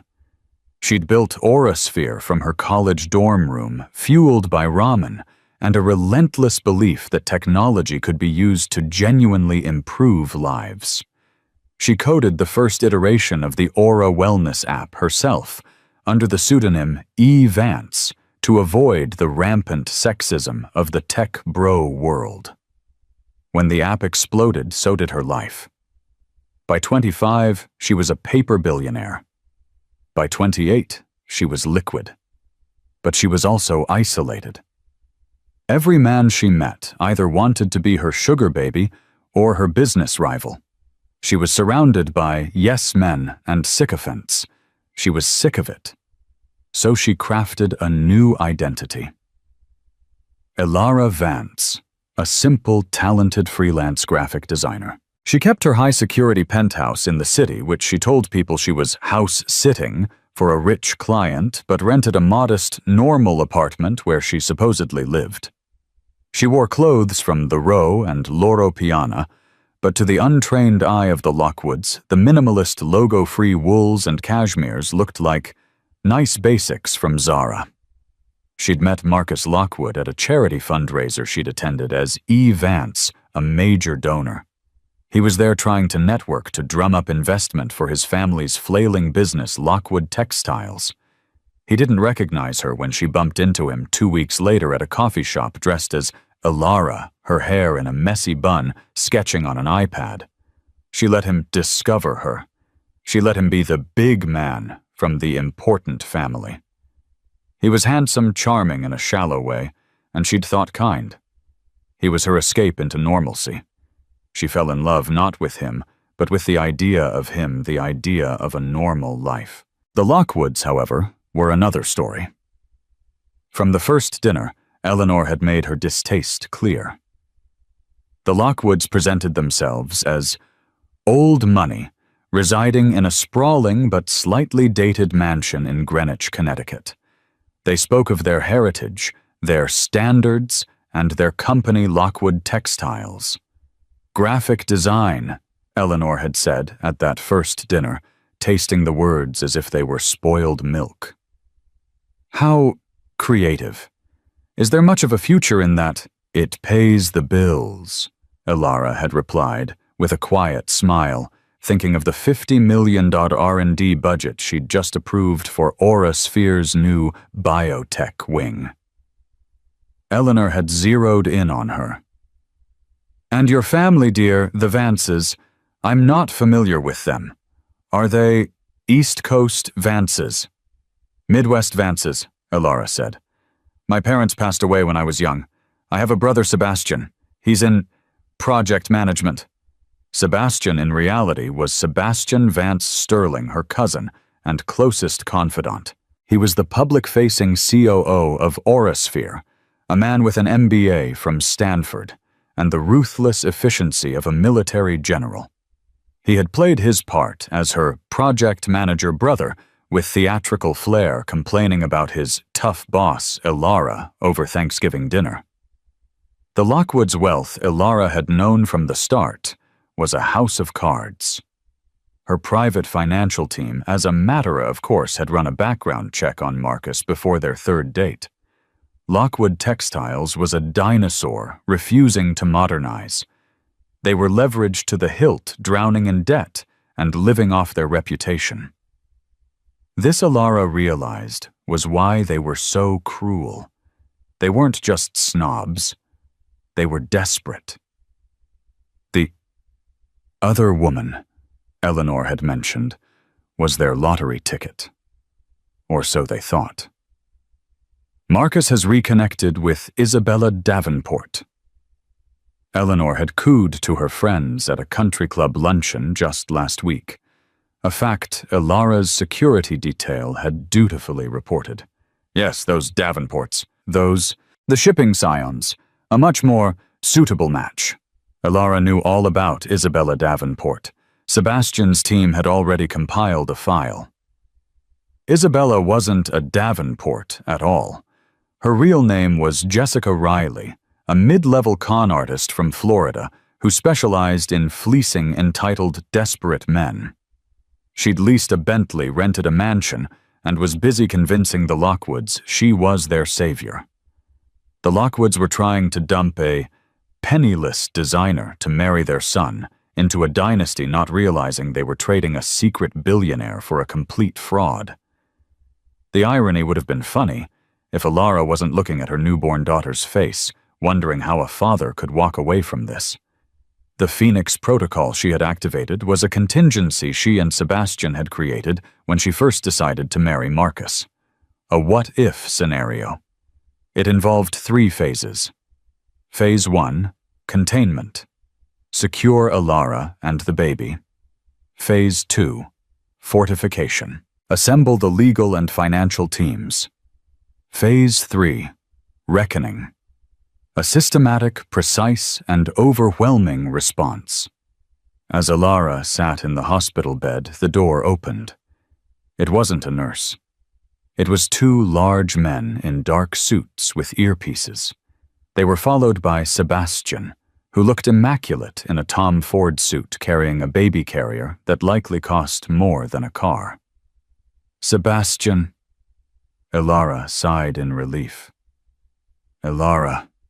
He kissed her forehead, then gazed at the baby. She's a Vance Sterling. She's perfect. The team is here. The car is downstairs. Your discharge papers are being handled. Handled. Dr. Peterson was a major beneficiary of our Herℹ hospital grant last year. He was more than happy to expedite your discharge due to family stress. Sebastian's team worked with silent efficiency. They swept the room for listening devices, a standard paranoid precaution for Elara, which now seemed chillingly necessary. They packed her bag. Sebastian gently took Lily, strapping her into the high-security carrier. "The Lockwoods?" Elara asked, as they moved her into a wheelchair. "In the lobby," Sebastian said, his voice tight. "Eleanor is making a scene, demanding to see her granddaughter. Hospital security is unpersuaded. They're being detained for causing a disturbance." Good. They didn't use the main elevator. The security team guided them to a private service elevator. As the doors opened to the underground parking garage, Elara saw it. Not her normal Subaru, but the matte black bulletproof Mercedes Maybach.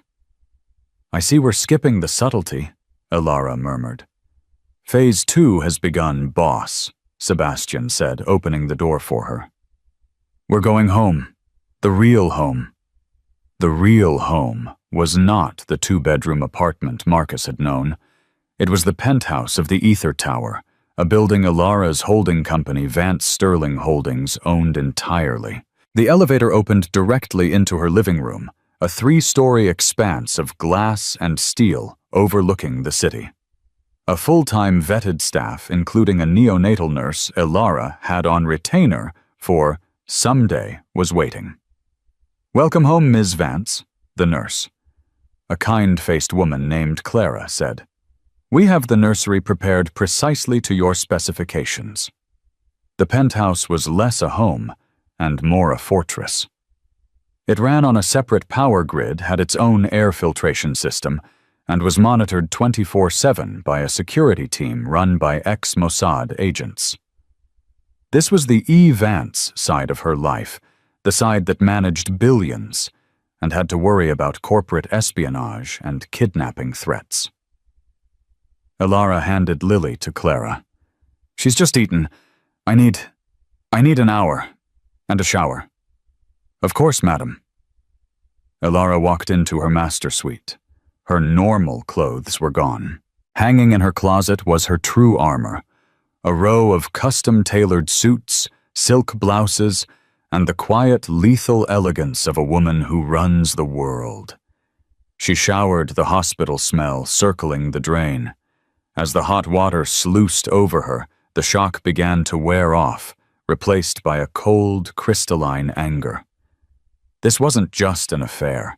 This wasn't a simple divorce. This was a conspiracy. They had waited until she was at her most vulnerable post-birth, hormonal exhausted, to try and steal her child. She emerged from the bathroom wrapped in a robe and found Sebastian in her home office. The room was already a command center. Multiple screens showed stock tickers, news feeds, and encrypted communications. "Status," Elara said, tying her robe. "The Lockwoods were released from hospital security. Eleanor is screaming kidnapping to anyone who will listen." "Let her. It'll be a good test for our slander case. What's their financial position today?" Sebastian pulled up a file. "Worse than we thought. Lockwood Textiles isn't just failing. It's a corpse. They've been cooking the books for 3 quarters. They have a $15 million balloon payment due on a bridge loan in 10 days. The lender is Sterling Garrick Financial." Elara's eyebrows shot up. Us, Sebastian confirmed. "A small aggressive lending firm we acquired last year for its distressed asset portfolio. The Lockwoods loan was buried in the package. They have no idea they owe their biggest debt to you." A slow, dangerous smile spread across Elara's face. Oh, that is poetic. Call the loan. Call it now. I want a default notice on their desk by morning." "I already have the team drafting it," Sebastian said. "But there's more. The other woman, Isabella Davenport, aka Jessica Riley. She's not just a con artist. She's good. She just convinced Richard Lockwood to liquidate his last remaining and hidden private stock portfolio about $1, $2 million, and invest it with her in an offshore venture. She's bleeding them dry before they even sign the marriage certificate. Perfect. Let her. We'll send our file on her to the FBI, but not yet. Let her take them to the cleaners first. What about Marcus?" Sebastian's face softened. "He's been calling your normal phone. It's going straight to the decoy voicemail. He's left 14 messages. They're pathetic. He's confused. He loves you. He's sorry. His mother made him do it." "He's a child," Elara said, the disgust thick in her voice. "He's irrelevant. Focus on Eleanor and Richard. They're the head of the snake." "Which brings us to Phase 3, Sebastian said, turning to a new screen. "The legal team." Elara didn't use a local lawyer. Her legal team was a global force. "I want Julian Thorne," Elara said. Sebastian winced. "Julian Elara that's bringing in a tactical nuclear weapon to a knife fight. He's not a divorce lawyer. He's a corporate executioner. He handled the Sony Aurasphere media merger." "This isn't a divorce, Sebastian. This is a hostile takeover of my life. They came for my child. They're getting Julian Thorne. He's in London. He'll be in New York." The next morning at the Lockwood mansion, chaos reigned. "What do you mean, kidnapping?" Eleanor shrieked at her son, Marcus. "She's the mother. She just left. She left in a car I've never seen." Marcus paced the threadbare Persian rug. "It was like something a president rides in, and the men with her. Mother, they looked dangerous." "Don't be ridiculous." Richard Lockwood, the family patriarch, snapped from behind his copy of the Wall Street Journal. His face was a pale, pasty gray. "She's a designer. She's bluffing. She probably hired some actors." "Then what is this?" Their lawyer, a small-time local attorney named Bob Greer, said, waving a piece of paper. He had been summoned for an emergency breakfast meeting. "This was just delivered by courier. It's from Thorne, Adler and Croft." "Is that good?" Eleanor asked. "Good." Greer laughed, a high-pitched, nervous sound. "Eleanor Julian Thorne is the senior partner. He doesn't do divorce. He does dismemberment. He represents oligarchs and tech titans. We're not in the same league. We're not in the same sport. We're not even playing the same planet." Before Richard could respond, the maid, one of the last remaining staff, walked in holding a silver tray. "Another courier, Mr. Lockwood. This one is marked Final Notice from Sterling Garrick Financial." Richard snatched the letter. His hands shook as he read it. The Wall Street Journal slipped from his lap. Richard, what is it? Eleanor demanded. Richard looked up, his eyes wide with pure, unadulterated terror. They called the loan. The $15 million. They're demanding payment in full. Default. They're seizing our assets. But they can't, Eleanor cried. We have 10 days. The default clause, Richard whispered, was based on material misrepresentation of assets. They're claiming we've been insolvent for months. That's Elara. It has to be, Marcus shouted. How does she have this kind of power? Bob Greer sank into a chair. Forget the divorce. Forget the baby. We need to talk about bankruptcy. As in, tomorrow. The phone rang. It was Greer's office. His secretary was frantic. They're here, Greer stammered, his face white. Julian Thorne's associates. They're at my office. They want to schedule an immediate deposition. For all of you. Tell them to wait, Eleanor shouted. I can't, Greer squeaked. They've just served me with a temporary injunction and a lease pendants. They've frozen all your known accounts. Eleanor, Richard, they've frozen everything. The deposition was scheduled for 48 hours later. It was, as Julian Thorne's summons had so politely put it, non-negotiable.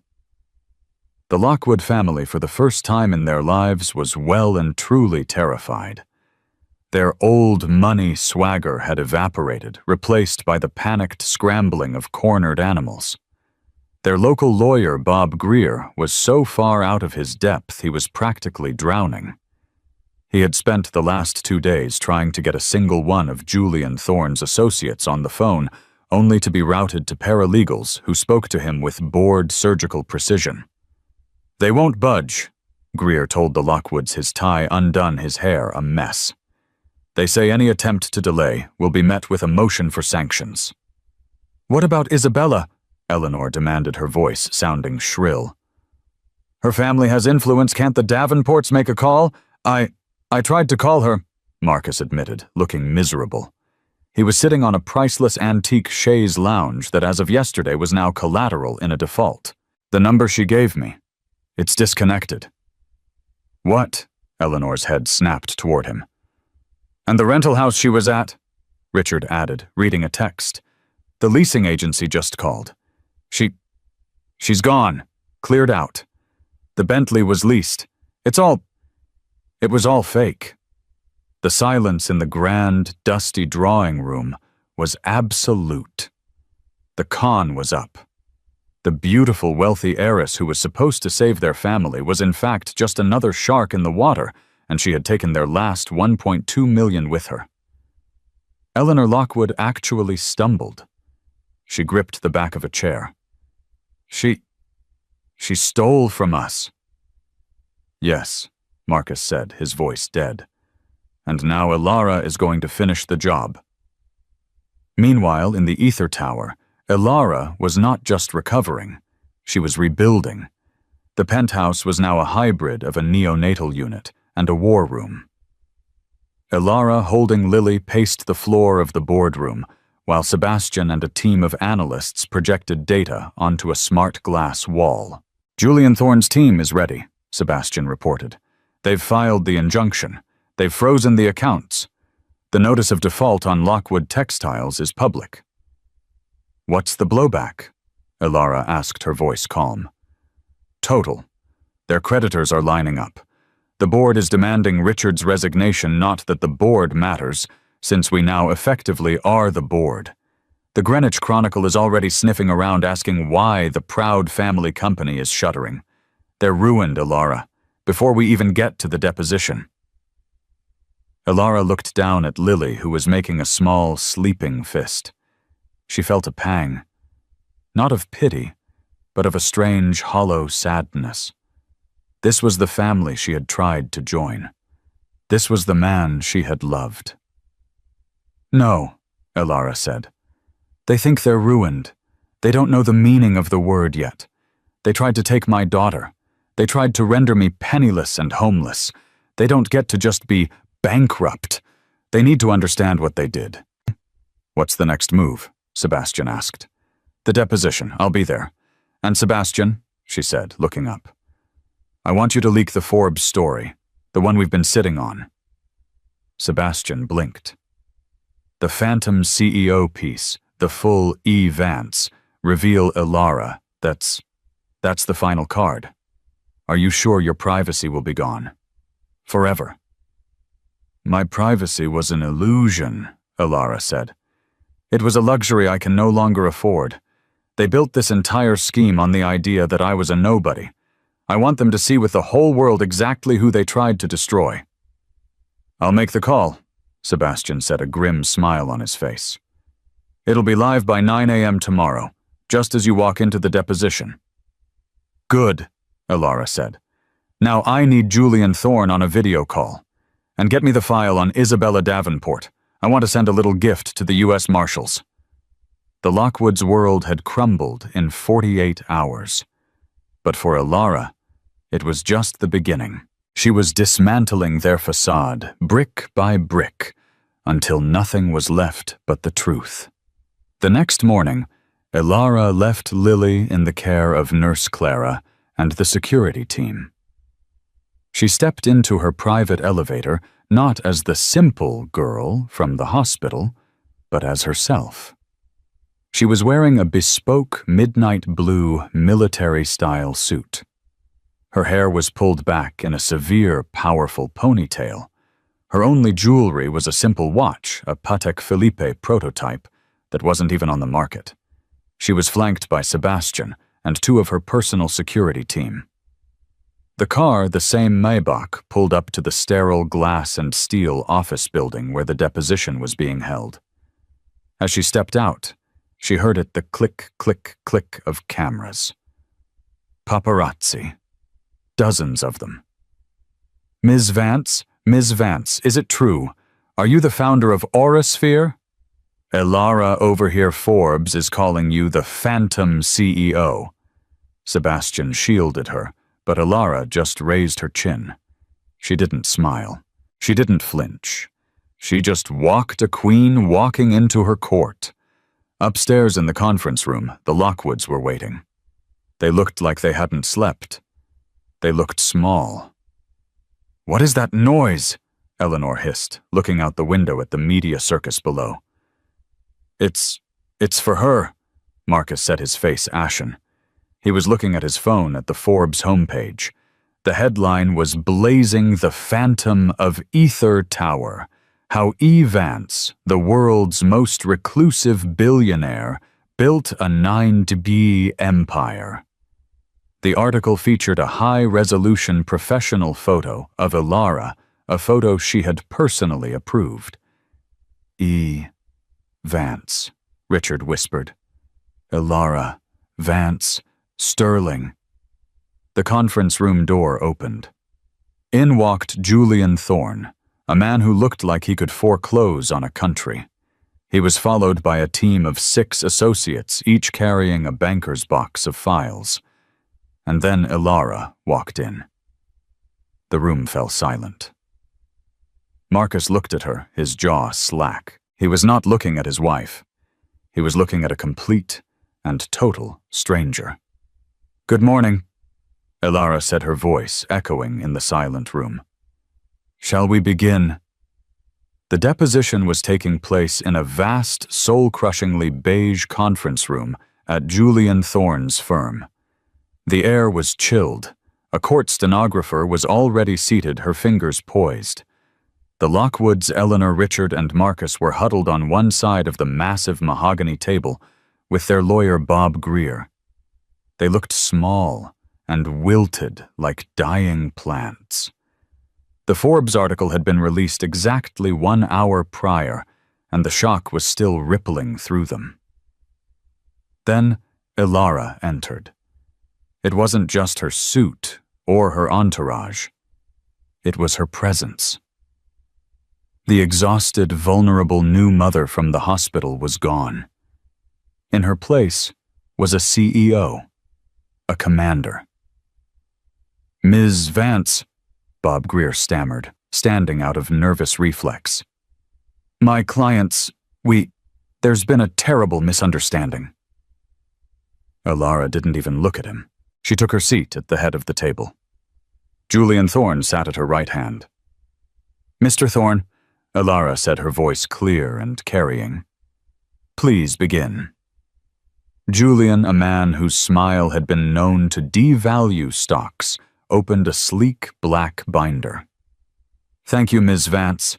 Let the record show that Elara Vance Sterling, Richard Lockwood, Eleanor Lockwood, and Marcus Lockwood are present for this deposition regarding the divorce proceedings and the custody of the minor child, Lily Vance Sterling." He turned his gaze on Bob Greer. "Mr. Greer, my office sent you my client's financial disclosure this morning. I trust you've had time to review the 84-page summary." Greer, who had received the document via email and seen the final number. A figure with 10 digits, looked like he was going to be physically ill. Yes, we have. Mr. Thorne, in light of this new information, my clients are prepared to withdraw the divorce petition immediately. And the custody? All of it. We withdraw. Eleanor nodded frantically. "Yes, a mistake. We just want what's best for Elara. We love Elara." Julian Thorne held up a hand. The room fell silent. "That's very kind of you," he said, his voice laced with acid. "But I'm afraid we are not accepting your withdrawal. My client, Ms. Vance Sterling, is now countersuing for divorce, on grounds of fraud, emotional distress, and conspiracy to commit custodial interference." "Conspiracy?" Greer squeaked. "What else?" Thorne continued.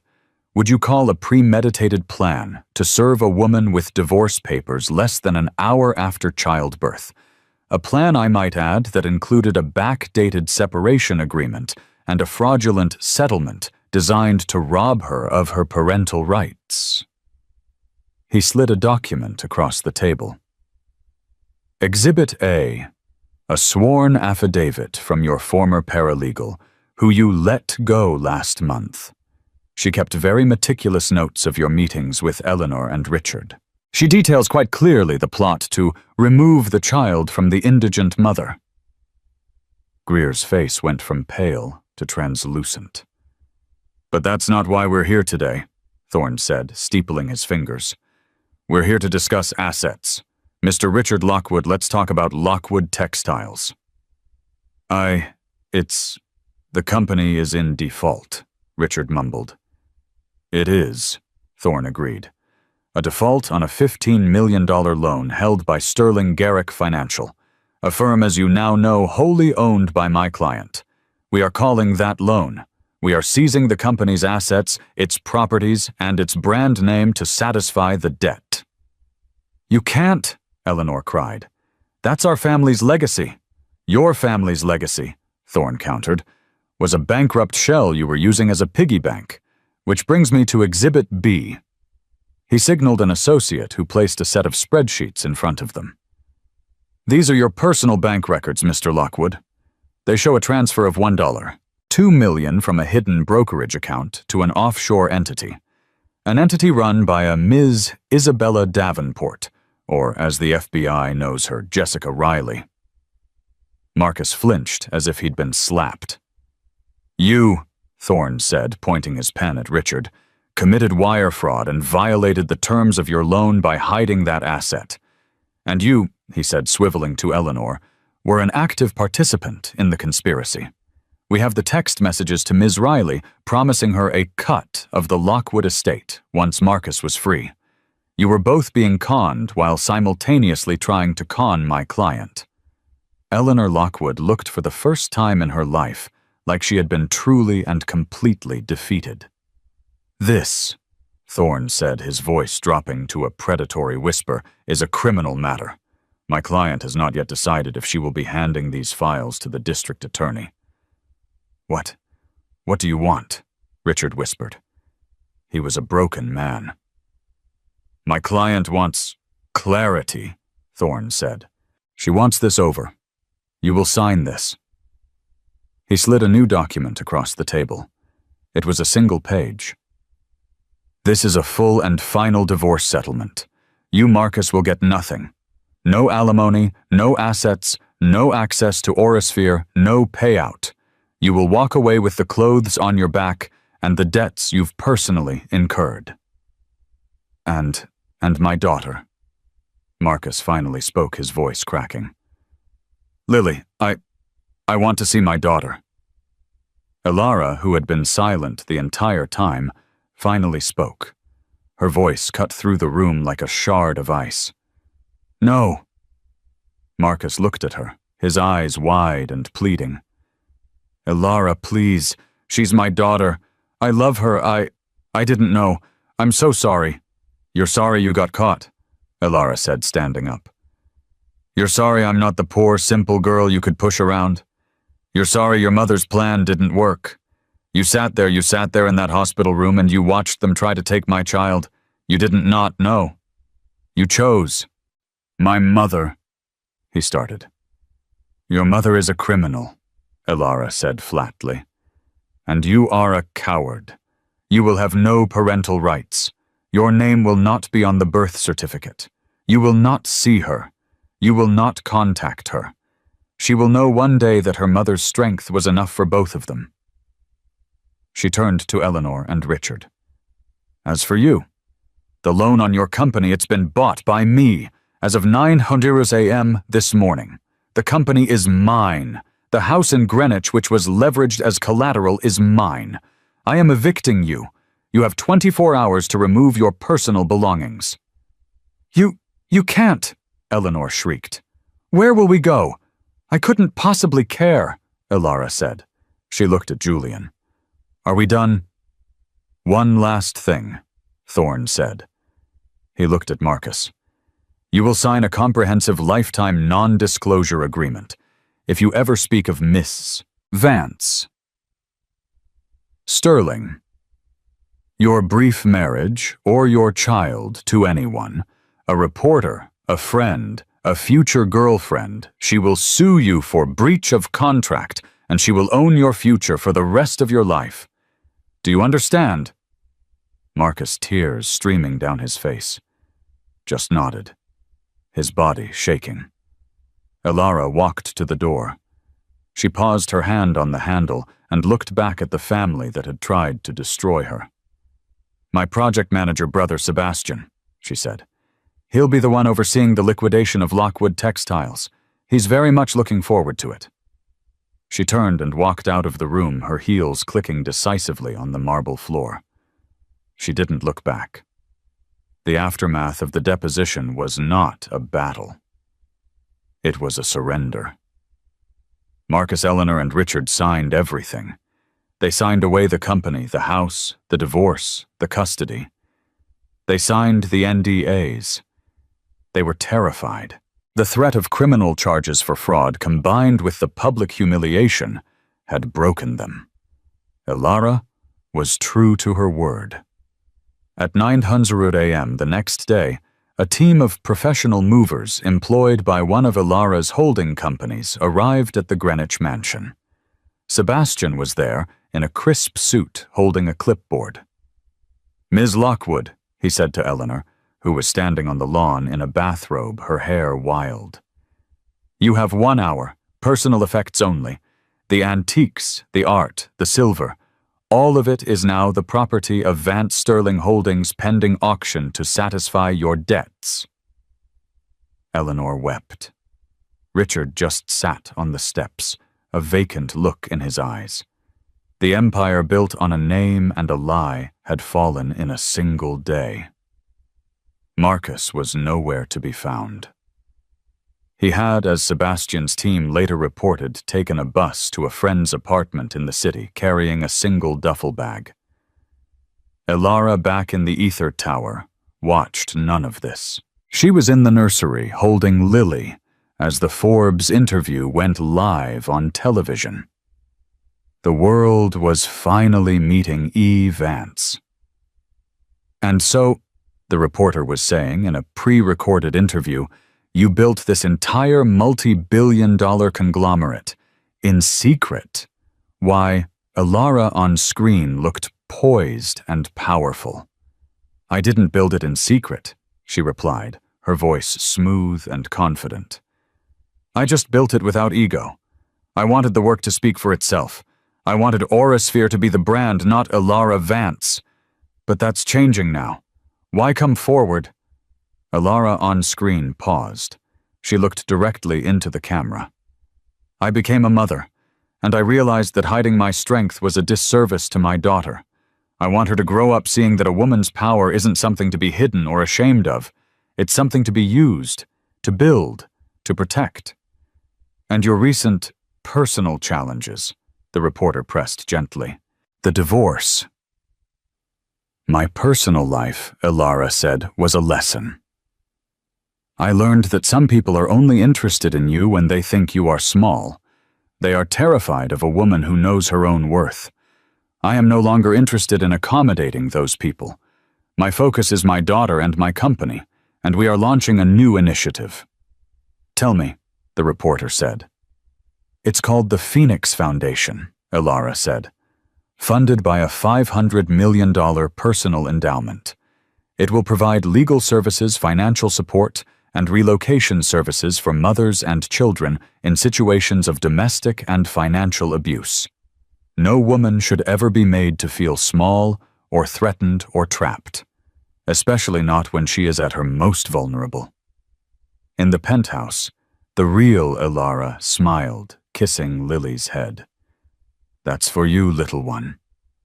The world exploded. Aurasphere's stock, which was privately held, but had public bonds, soared. Elara was inundated with messages of support. She was instantly lauded as a feminist icon, a business visionary, and a mama bear in the shark tank of the corporate world. She was also in some circles terrifying. The woman who had, in 48 hours, publicly unveiled herself as a billionaire, dismantled her enemies, and launched a $500 million charity. The Lockwoods, in contrast, vanished. Their names were mud. Lockwood became a byword in Greenwich circles for failure and scandal.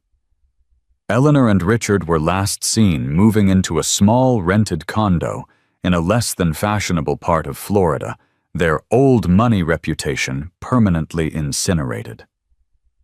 And Marcus. He tried one last time. He showed up at the Ether Tower, begging the security guards.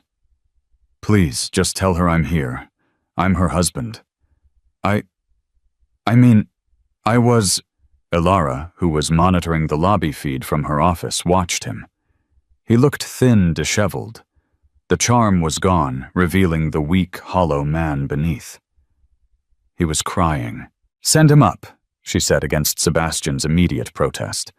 Elara, that's not... It's fine, Seb. Send him up. I'll be in the lobby. She took the private elevator down.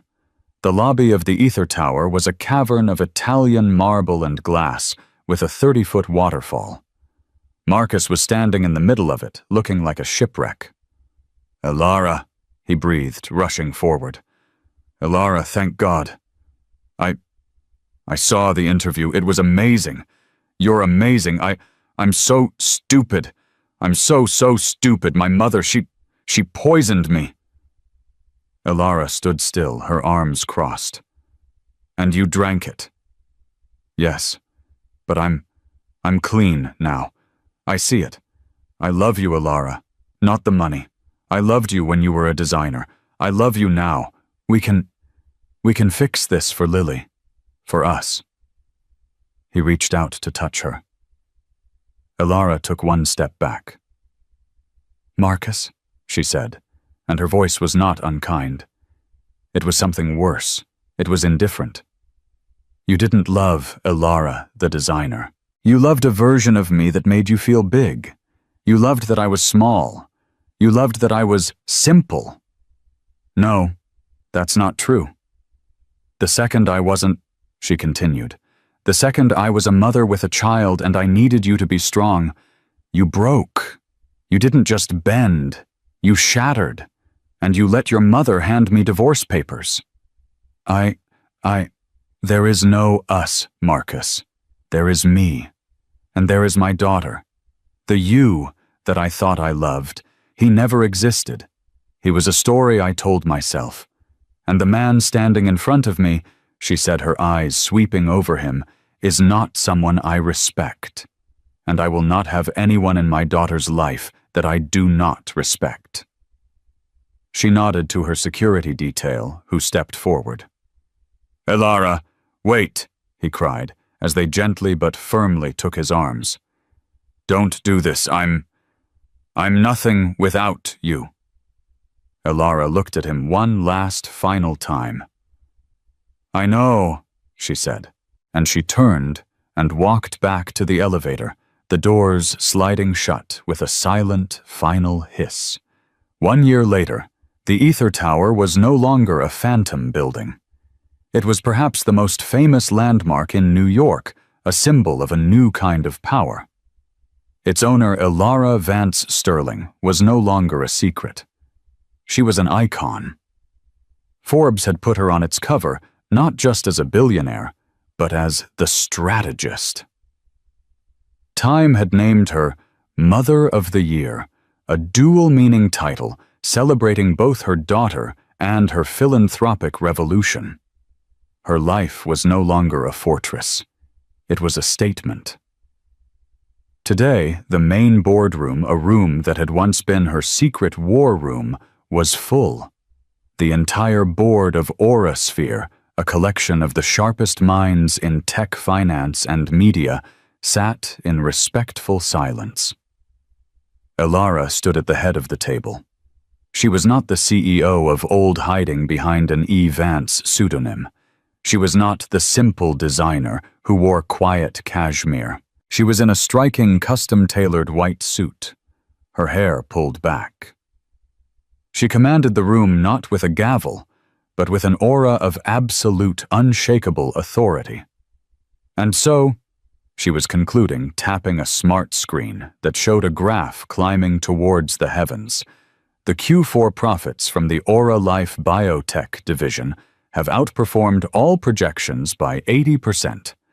The Vance protocol for cellular regeneration is now in Phase 3 trials. Aurasphere is not just a wellness company. We are now officially the future of human longevity.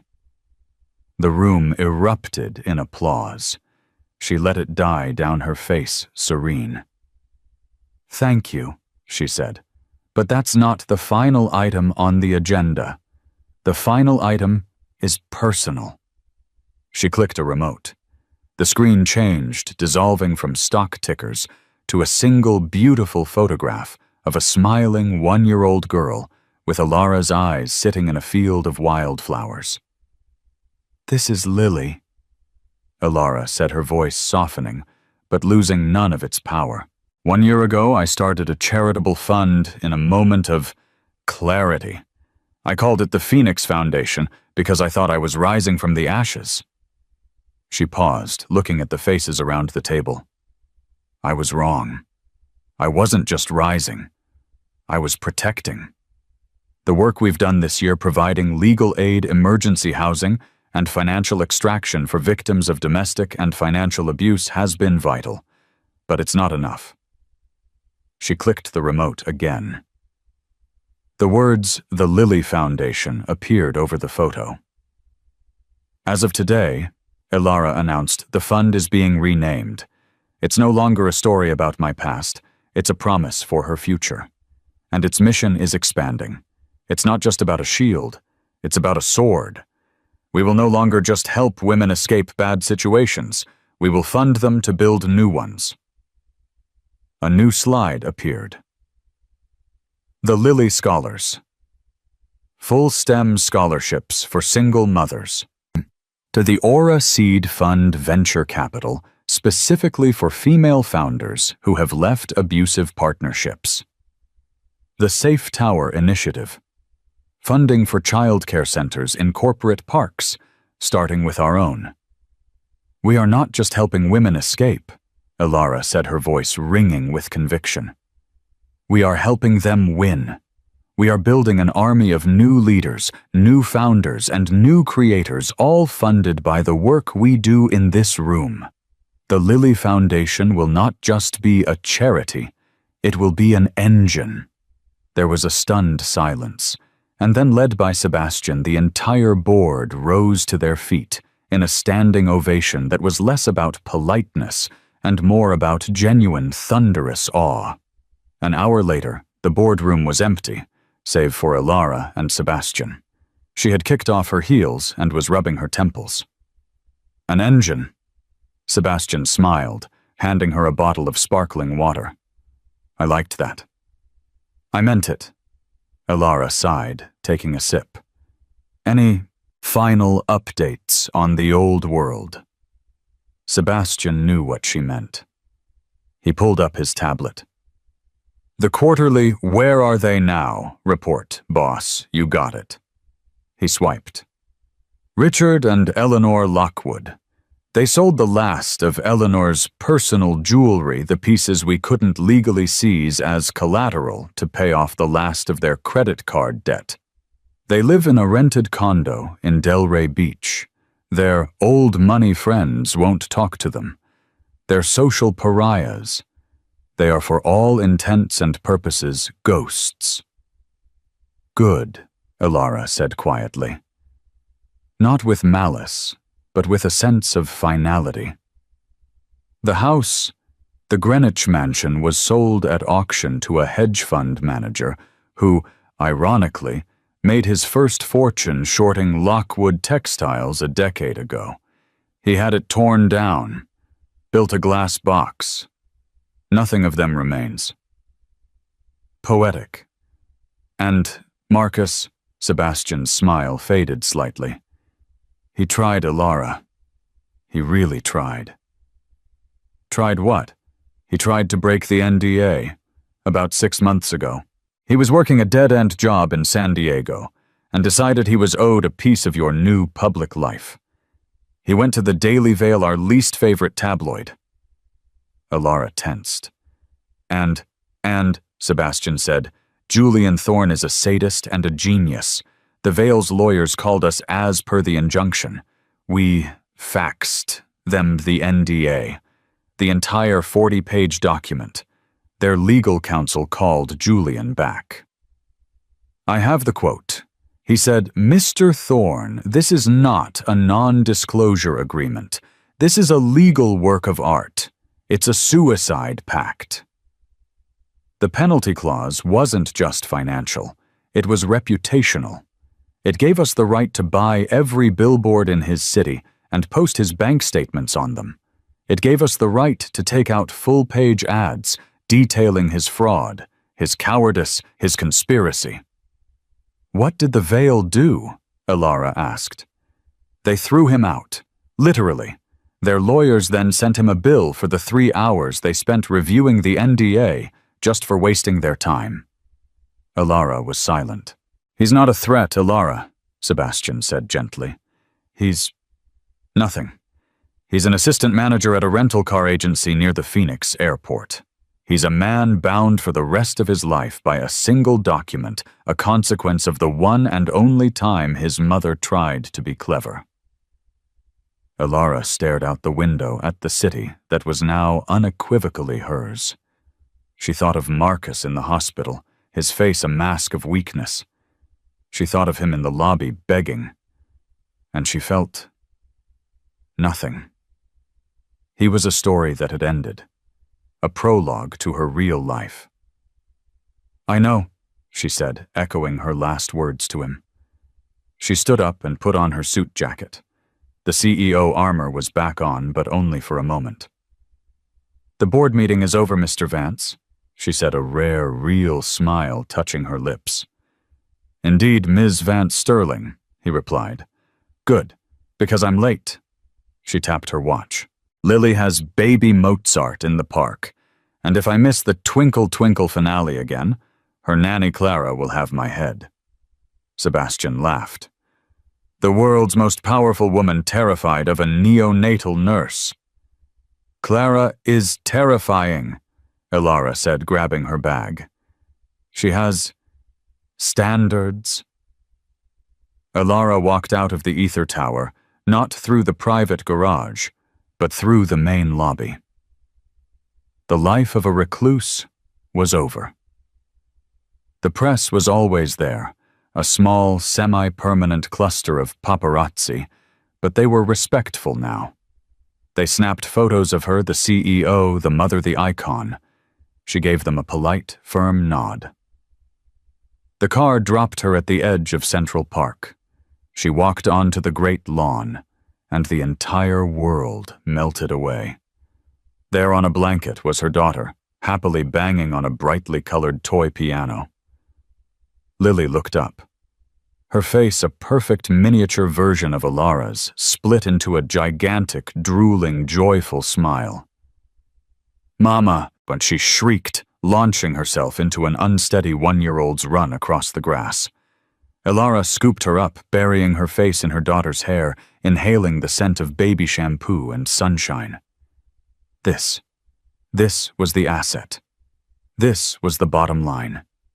This was the entire company. The boardroom, the billions, the empire. They weren't the victory. They were just the fortress. They were the walls she had built to protect this single, perfect, giggling shareholder. "Hi, my sweet girl," Herℹ whispered, kissing Lily's head, as the one-year-old babbled about her music. "Did you have a good day? Did you sign all your contracts?" Lily just giggled and clapped her hands. Herℹ sat on the blanket, a billionaire, in a bespoke suit playing with a plastic toy. She had been handed a war in her most vulnerable moment, and she had responded by building an arsenal. She had been told she was nothing, and she had responded by becoming everything. She looked at her daughter, her future, and smiled. The fire was over. The phoenix had not just risen, she had landed. And she was home. That's the story of Herℹ Vance Sterling, a woman who was pushed to her absolute limit, only to find out she had no limits at all. She proved that the best revenge isn't just living well, it's building an empire. It's a reminder that a person's worth is never determined by those who try to tear them down, but by the strength they find to stand up. She was handed divorce papers when she should have been handed flowers, but she turned that betrayal into the fuel for a global movement. What did you think of Alara's ultimate revenge? Was she too harsh, or did the Lockwoods get exactly what they deserved? Let me know your thoughts in the comments below. If you loved this story of drama, resilience, and sweet, sweet justice, make sure to hit that like button. Share it with someone who needs an empowerment boost, and subscribe to the channel. We have new stories just like this one dropping every week, and you don't want to miss what happens next.